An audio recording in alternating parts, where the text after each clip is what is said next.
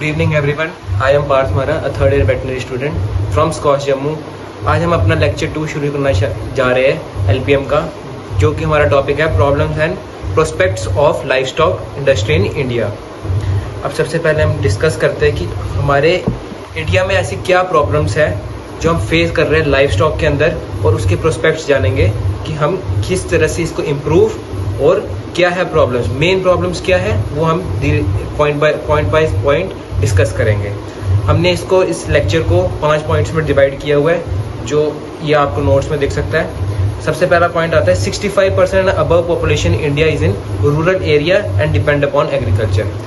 अब सबसे पहला मेन पॉइंट आता है कि क्या है, मतलब इंडिया में जो मैक्सिमम पॉपुलेशन है वो रूरल एरिया पे है, ठीक है। और इसमें भी एक पॉइंट है कि अबव 75%, एक second, above 75% are small and marginal landlord and landless. 75% जो फार्मर्स है वो काफ़ी स्मॉल एरिया पे डिपेंड करते हैं और उनके पास कोई ज़मीन वगैरह या फिर किसी के अंडर काम करते हैं। ये सब सारे फार्मर्स जो है लाइफ स्टॉक के ऊपर डिपेंड करते हैं।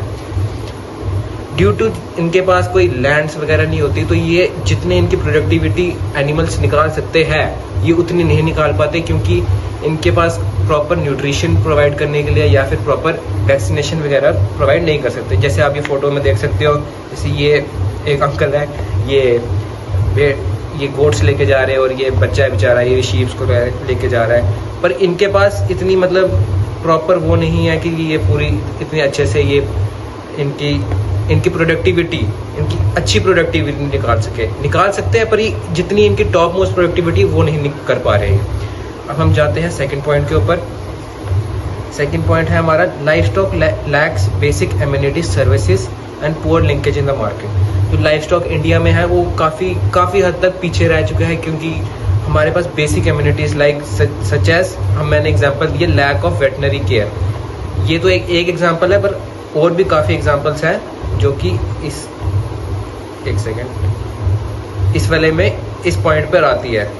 जैसे एक सेकेंड रखना, livestock lack basic community services like कोई भी, जैसे हम प्रॉपर न्यूट्रिशन और जो एआई होती है आर्टिफिशियल इंसेमिनेशन, वो भी हमारे इंडिया में काफ़ी लैक करती है। फ्रोजन सीमेंट जो हम मतलब कि जिससे हम अच्छी प्रोडक्टिविटी और अच्छी प्रोडक्टिविटी के एनिमल्स प्रोड्यूस कर सकते हैं, वो काफ़ी लैक करती है। और जो लिंकेज इन द मार्केट से हम थोड़ा काफ़ी पिछड़े हुए हैं as compare to other countries. Under such conditions valuable assets turns into liability. इस पॉइंट का मतलब है जो एसेट मतलब जो हमारे लाइफ स्टॉक है, जो अच्छी प्रोडक्टिविटी निकाल सकते हैं, पर वो कहीं ना कहीं फार्मर्स के लिए एक लायबिलिटी बन जाती है, एक जिम्मेवारी बन जाती है, जो उनको कहीं ना कहीं नुकसान भी देती है, पर कुछ हद तक प्रॉफिट देती है, पर इनसे ये अच्छा प्रॉफिट नहीं निकाल पाते हैं। अब नेक्स्ट पॉइंट पे आते हैं, थर्ड पॉइंट पे अपने, India is having the largest life stock population in the world. ये इंपॉर्टेंट पॉइंट है, इसको मार्क कर लो। But the national economy has been sustainability low. India के पास लाइफ स्टॉक पॉपुलेशन सबसे ज़्यादा है। आप सब बोलेंगे कि लाइफ स्टॉक पॉपुलेशन इतनी ज़्यादा है तो जो इकॉनमी में इसका वो बहुत मतलब कि अच्छा प्रोडक्टिविटी आनी चाहिए। बाहर की कंट्रीज़ में पॉपुलेशन इतनी नहीं है, पर उनकी जो इकॉनमी वैल्यू जो देती है जीडीपी में देती है वो काफ़ी ज़्यादा है। पर इंडिया में ऐसा नहीं है। इंडिया में जो लाइफ स्टॉक पॉपुलेशन है ज़्यादा है, पर जो प्रोडक्टिविटी है वो काफ़ी कम है। जो एवरेज मिल्क प्रोडक्शन है, ये पॉइंट लिखा है मैंने, average milk production is also low feed and fodder, मतलब अच्छा क्वालिटी का फीड एंड फॉडर नहीं है। Poor quality bulls and poor AI artificial insemination, ये मैंने पहले भी बताया है, पुअर एआई की वजह से भी, और लो एवरेज मिल्क प्रोडक्शन, जिसकी वजह से जो प्रोडक्टिविटी है वो इतनी अच्छी नहीं निकल पाती है एज कम्पेयर टू बाकी कंट्रीज के ऊपर अच्छी सर्विसेज प्रोवाइड कर पाते हैं जो हम नहीं प्रोवाइड कर सकते। अब इसके अंडर एक पॉइंट आता है, mainly because 65% cattle are genetically eroded and non descript cow. इस पॉइंट का क्या मतलब है, 65% जो कैटल्स है इंडिया में वो genetically eroded and non descript cow है। अब सब बोलेंगे नॉन डिस्क्रिप्ट काउ क्या होती है। नॉन डिस्क्रिप्ट काउ ऐसी काउ होती है जिसके पेरेंट्स हमें नॉन नहीं होते, ठीक है, जिसके मेल और फीमेल पेरेंट्स नहीं है नॉन, और वो किसी भी अलग स्पीशीज़, 2 अलग स्पीशीज़ या फिर अलग जीनस की भी हो सकती है, पर हमें पता ही नहीं है कि उसके पेरेंट्स कौन है, और हमें वो किसी के साथ भी क्रॉस की जा सकती है। जैसे हम उसकी प्रोडक्टिविटी, जैसे कोई मेल पेरेंट है उसकी प्रोडक्टिविटी लो है और जो फीमेल है उसकी प्रोडक्टिविटी हाई है, तो वो एक नॉन डिस्क्रिप्ट काऊ हुई। इंडिया में ये सबसे ज़्यादा है, पर एज पर 2024 डाटा ये जो नॉन डिस्क्रिप्ट काऊ है ये बढ़ चुकी है 65% से 73% ऑफ द कैटल पॉपुलेशन, जो कि अच्छा नहीं है हमारे इंडिया के लिए। अब बात करते हैं with low milk production disease prevention is low milk production है एज़ कम्पेयर टू बाकी कंट्रीज़, डिजीज़ प्रिवेंशन भी काफ़ी हद तक वो है, और मैक्सिमम जो कैटल्स हैं हमारी FMD और ब्रूसेलोसिस जैसी बीमारियों से मतलब कि प्रोन होती है, और 50% ऑफ द कैटल मिल्क में ब्रूसेलोसिस के और जो ब्रूसेला अबॉर्टिस होता है बैक्टीरिया वो होता है, और वो पास्चराइजेशन की वजह से हम उसको किल कर सकते हैं, तो इसमें कोई घबराने वाली बात नहीं है। अब चौथे पॉइंट पर आते हैं inefficient use of dung which can be utilise for production of biogas. अब इस पॉइंट का मतलब क्या है, inefficient use of dung जो होता है एनिमल वेस्ट होता है वो यूटिलाइज किया जा सकता है फॉर बायोगैस प्रोडक्शन, पर इंडिया में ये चीज़ काफ़ी लो है, और जो ये बायो वेस्ट होता है वो इतनी अच्छे से प्रोड्यूस नहीं हो पाता, इतनी अच्छे से एफिशिएंटली यूज़ नहीं हो पाता। अब चलते हैं फिफ्थ पॉइंट के ऊपर, shortage of water and fodder resources, there is major shift from large ruminants to small ruminants with serve in harsh condition. देखो वाटर एंड फॉडर रिसोर्सेज ये इंडिया में हर बारी की तरह प्रॉब्लम ही रहे हैं, जिसकी वजह से जो स्मॉल फार्मर्स है वो डिपेंड रहते हैं स्मॉल रूमिनेंट्स पे, और ये लार्ज रूमिनेंट्स को कहीं ना कहीं तक बहुत ज़्यादा न्यूट्रिशन चाहिए होता है, काफ़ी देखभाल चाहिए होती है, तो जो मैक्सिमम फार्मर्स है वो large ruminants to small ruminants पे शिफ्ट कर रहे हैं। अब अपने नेक्स्ट पॉइंट पे आते हैं। अब ये जो 5 पॉइंट है ये इंपॉर्टेंट है, ये जो ये प्रॉब्लम्स एंड प्रोस्पेक्ट है ये लॉन्ग नोट पे भी आ सकता है और शॉर्ट नोट में भी आ सकता है हमें।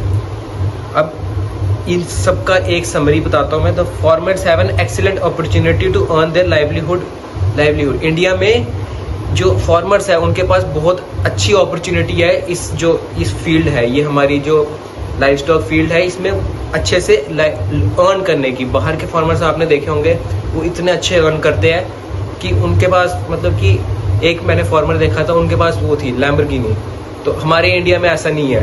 हमारे इंडिया में मतलब अपॉर्चुनिटीज़ है पर इतने अच्छे से अर्न नहीं कर पाते। अगर ये चीज़ इम्प्रूव होए, ये जो अबव पॉइंट्स मैंने बताए, तो जो है livelihood above the problem are address properly, अगर ये प्रॉपर्ली एड्रेस्ड होए तो जो है एक अच्छी अपॉर्चुनिटी और अच्छी इनकम बन सकती है फार्मर को। अब हम एक अपने अलग टॉपिक पे जाते हैं। अलग टॉपिक नहीं, इसी के अंदर एक टॉपिक आता है problem and prospects of in dairying मतलब जो डेयरी कैटल जो हमें मिल्क कर्ड वगैरह सब के लिए प्रोवाइड करती है। अब इसमें भी मैंने कुछ पॉइंट्स लिखे हैं। सबसे पहला पॉइंट आता है ग्रेट प्रॉब्लम, सबसे major problem is due to large number of unproductive animal.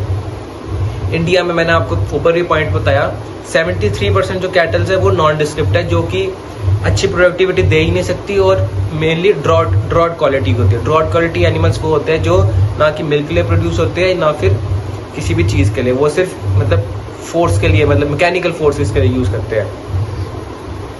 तो अब हम इस प्रॉब्लम पे आते हैं। Great problem is due to the large number of unproductive animal. Average production of India is very low as compare to other countries. Average production जो India में milk की हो या फिर किसी भी चीज़ पोल्ट्री में हो या फिर किसी भी चीज़ में जो है प्रोडक्शन बहुत लो है as compare to the population.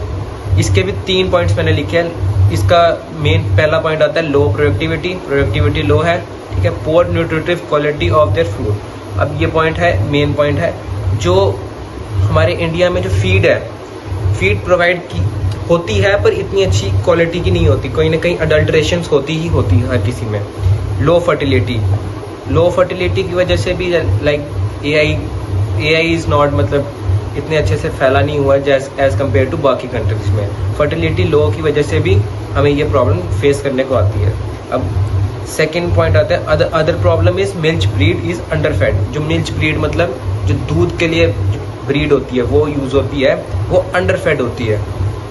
अंडरफेड मतलब जो कि क्वालिटी कहीं ना कहीं लैग करती है, और खाना भी उनको मतलब मैक्सिमम फार्मर्स को पता ही नहीं होता कि अपने एनिमल्स को क्या खिलाना है और क्या मतलब कितना न्यूट्रिशन प्रोवाइड करना है। वो may be due to the knowledge भी उनको इतनी नहीं है, और जिसकी वजह से जो हमारी प्रोडक्टिविटी हो सकती है वो उतनी हो नहीं पाती। इसका एक रीज़न है due to scarcity of land and water resources. Water तो आपको पता ही है इतना इम्पोर्टेंट है एनिमल के लिए भी और हमारे लिए भी इतना इम्पोर्टेंट है और हर चीज़ के लिए इम्पोर्टेंट है। अब जगह नहीं होगी और पानी का सोर्स अगर नहीं है तो प्रोडक्टिविटी कहीं ना कहीं लैग करेगी। अब ये ऐसे पिक्चर देख सकते हो, ये है तो ये भालू ही है, पर ये भी कहीं ना कहीं एक अंडरफेड ही हो रहा है, इसको भी कहीं ढंग से नहीं मिल रहा है। ये अलग टॉपिक है, चलो ये अगले वाइल्ड लाइफ में देखेंगे हम इनको। अब थर्ड पॉइंट आता है productivity are low during epidemics like LSD आपको पता होगा आज 2022 और 23 में कितना इसका pandemic for kettles and buffaloes है। ये मैंने एक फोटो भी लगाई हुई है कि कैसे इन पे ये ब्लिस्टर्स टाइप्स हो जाते हैं। Productivity get low during epidemics like LSD, ठीक है। ऐसे जब पैंडेमिक की वजह से भी प्रोडक्टिविटी बहुत लो होती है और पीपल भी अवॉइड करते हैं ऐसा इनका मिल्क पीने से। आपको पता होगा जब लंपी स्किन डिजीज़ आई थी तो लोगों ने काफ़ी अवॉइड किया था, वो शिफ्ट हो गए थे मतलब अमूल डेयरी मिल्क पर वो भी कहीं ना कहीं आता तो इन्हीं से है ना। अब नेक्स्ट पॉइंट आता है और lack of awareness of clean milk production, low fat milk. अब हमारे जो फार्मर्स हैं उनको इतनी अवेयरनेस नहीं है कि क्लीन मिल्क कैसे प्रोड्यूस करते हैं, जिसकी वजह से जो मिल्क प्रोड्यूस होता है उसमें कहीं ना कहीं कुछ चीज़ें लैग करती है, जैसे प्रोटीन हो गया या फिर फैट कंटेंट उसमें थोड़ा कम होता है। और आपको पता ही है कि मिलावटें कितनी होती है, 90 लीटर दूध होगा तो उसमें 10 लीटर तो पानी होता है। अब हम बात करते हैं नेक्स्ट पॉइंट के ऊपर, fluctuation in supply of milk. अब productivity of milk is higher in winters than summer.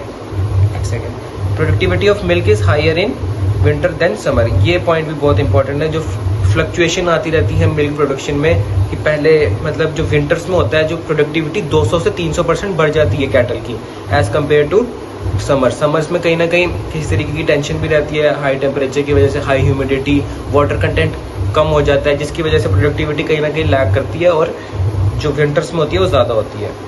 अब फिफ्थ पॉइंट आता है पुअर मीन्स ऑफ ट्रांसपोर्ट। अब ये भी point important, absence of suitable marketing structure और लैक ऑफ ट्रांसपोर्ट सिस्टम की वजह से जो हमारा दूध का मतलब कोई भी मिल्क प्रोडक्शन है या फिर कोई भी लाइफ स्टॉक में डेयरी प्रोडक्ट्स है वो कहीं ना कहीं लैग करते हैं, जैसे जिसकी वजह से हम इतना अच्छे से हर जगह पे इतना मिल्क और कहीं ना कहीं अच्छी जगह पे मिलता है पर हम अच्छी जगह से ट्रांसपोर्ट नहीं कर पाते हैं। अब हम अपने पॉइंट पे आते हैं goals of life stock sector. अब क्या गोल्स है, क्या मतलब क्या ही इम्प्रूवमेंट की जा सकती है कि जो ये जो प्रॉब्लम्स हमने ऊपर बताई डेयरी की और लाइफ स्टॉक्स की, कि इनसे वो किया जाए, मतलब इसको काउंटर किया जाए। सबसे पहला पॉइंट आता है conservation of allied breed and use of low productive animals. एक सेकेंड, मैंने शायद गलत लिखा है, conservation of low allied breed है इसका, ये पॉइंट इसको मैं ठीक करता हूँ, एक सेकेंड। हाँ, ये है conservation of allied breed. Allied breed वो होती है जो मतलब टॉप जिसकी प्रोडक्टिविटी सबसे ज़्यादा होती है, जैसे कोई सायर होता है मेल पेरेंट, ठीक है। तो एलाइड ब्रीड को हम कंजर्व करके रखें और उसको बेस्ट टू बेस्ट मेट करें, जिसका प्रोडक्टिविटी ज़्यादा है और जिसकी प्रोडक्टिविटी जिस फीमेल की प्रोडक्टिविटी ज़्यादा है और जिस जो मेल एनिमल है जिसका एलाइड ब्रीड है, मतलब एलाइड सायर या फिर एलाइड बुल है, उसके साथ मेट करवाया जाए और इन जो ब्रीड प्रोड्यूस होगी इनको कंजर्व किया जाए। अब सेकंड पॉइंट रखता है breeding and selection of superior sire. ये पिछला पॉइंट ही है, ब्रीडिंग ऐसे सायर को सिलेक्ट करना जो कि सुपीरियर इन हर क्वालिटी में हो। जैसे हम कोई भी क्वालिटी हो सकती है, जैसे हमने बात की लाइक मतलब डिजीज रेजिस्टेंट एक क्वालिटी है, वो जिस सायर की अच्छी होगी तो उनके जो यंग वंस होंगे उसके अंदर भी ये क्वालिटी आएगी। अब थर्ड पॉइंट है क्लीन मिल्क प्रोडक्शन। दूध ऊपर भी हमने बताया कि दूध जितना क्लीन हो, उसके अंदर कम बैक्टीरिया हो, ऑर्डर अच्छी हो, टेस्ट अच्छा हो, वो कहीं ना कहीं मैटर करती है हर किसी भी मतलब जो भी डेयरी प्रोडक्ट्स होते हैं। प्रॉपर वैक्सीनेशन, किसी भी एनिमल के कहीं ना कहीं वैक्सीनेशन होनी चाहिए, चाहे वो किसी भी डिजीज़ की हो या फिर ब्रूसेलोसिस की हो या फिर FMD की हो, और भी डिजीज़ है एंथ्रेक्स वगैरह, इन सब की जो वैक्सीनेशन है वो होनी चाहिए, जिसकी वजह अगर ये डिजीज़ हो जाती है किसी एनिमल को, कहीं ना कहीं प्रोडक्टिविटी उसके बाद लो हो जाती है। Efficient use of dung for biogas, ये मैंने ऊपर पॉइंट बताया, एफिशिएंट यूज़ होना चाहिए बायोगैस प्रोडक्शन के लिए। स्टार्ट करते हैं। अब हम बात करते हैं 6th पॉइंट की तरफ, जो है facility for housing and disease animal. जो डिजीज एनिमल होते हैं उसको जितनी जल्दी हम आइसोलेट कर पाए वो ही ज़्यादा बेटर रहेगा, क्योंकि वो बाकी हर्ड जो उसके कंपेनियंस है वो उनको कहीं ना कहीं डिजीज़ फैला सकता है, स्प्रेड कर सकता है। तो कोशिश की जाती है जो आइसोलेट किया जाए ऐसे एनिमल्स को जो कहीं ना कहीं किसी तरीके की बीमारी से जूझ रहे हैं या फिर डिजीज्ड है वो। अब हम एक मोस्ट इंपॉर्टेंट पॉइंट की बात करते हैं, पोर्ट्समैन काउ। अब आप बोलोगे पोर्ट्समैन काउ किसको बोलते हैं? पोर्ट्समैन काउ बोलते हैं गोट को, ग्रेटेस्ट ऑफ ऑल टाइम। गोट इसीलिए इसको ग्रेटेस्ट ऑफ ऑल टाइम भी बोलते हैं। ये ऐसे मजाक था, पर ऐसा कुछ है नहीं इसका लॉजिक। अब सबसे पहले आता है इसको क्यों पोर्ट्समैन काउ बोलते हैं। पोर्ट्समैन काउ इसीलिए बोलते हैं क्योंकि जो गोट होती है वो काफ़ी लो इन्वेस्टमेंट में रखी जा सकती है और काफ़ी चीप रहती है। और इसको जैसे अब जो गायें वगैरह होती है वो 20-25 हज़ार की आती है, इससे भी ज़्यादा महंगी आती है। पर जो ये होती है काउ, ये नाम है गोट होती है, गोट इतनी महंगी नहीं आती। और इसको रखने की जो इन्वेस्टमेंट है, इसकी जो फीड फॉडर वगैरह, ये कहीं ना कहीं काफ़ी कम है। और इसकी वाटर रिटेनिंग कैपेसिटी जो गोट की है वो काफ़ी अच्छी है, और जिसकी वजह से जो इसको मैक्सिमम जो पुअर फार्मर्स होते हैं वो रखते हैं। अब हम बात करते हैं 2nd पॉइंट पे, जो है जो गोट होती है फॉर मिल्क और मीट पर्पज़ के लिए आती है। मिल्क तो गोट कहीं ना कहीं प्रोवाइड करती है, एक अच्छा प्रोटीन भी प्रोवाइड करती है और अच्छे फैट परसेंटेज में जो गोट का मिल्क आता है। और जो अब ये नेक्स्ट पॉइंट आता है मीट। अब इसमें भी एक इम्पॉर्टेंट है कि जो शीप का मीट होता है उसको हम बोलते हैं मटन, और जो गोट का मीट होता है उसको हम बोलते हैं शिवॉन इज़ फॉर गोट मीट, और जो शीप का मीट होता है उसको बोलते हैं मटन। ये एक पेक्यूलर पॉइंट है जो कि आगे वाले लेक्चर्स में या फिर आगे LPM में आता है। ये ऑब्जेक्टिव्स में भी आता है और फिल इन द ब्लैंक्स में भी आता है। अब हम बढ़ते हैं 3rd पॉइंट की तरफ। 3rd पॉइंट ये बोलता है 4 goats can be maintain cheaply as 1 indigenous cow. जो 4 गोट्स है उसका फिर भी खर्चा कम ही आएगा as compare to an indigenous cow. Indigenous cow फिर भी बहुत ज़्यादा एक कहीं ना कहीं हमें महंगी, और मतलब इन्वेस्टमेंट भी इसमें ज़्यादा लगेगी। और जो गोट है 4 जो गोट्स है वो आराम से पाली जा सकती है और अच्छी प्रोडक्टिविटी दे सकती है। तो आज के लेक्चर्स में इतना काफ़ी है। ये इम्पॉर्टेंट टॉपिक जो हमने आज डिस्कस किया, हम अगले टॉपिक्स में और भी LPM के लेक्चर्स कवर करेंगे। Thank you so much.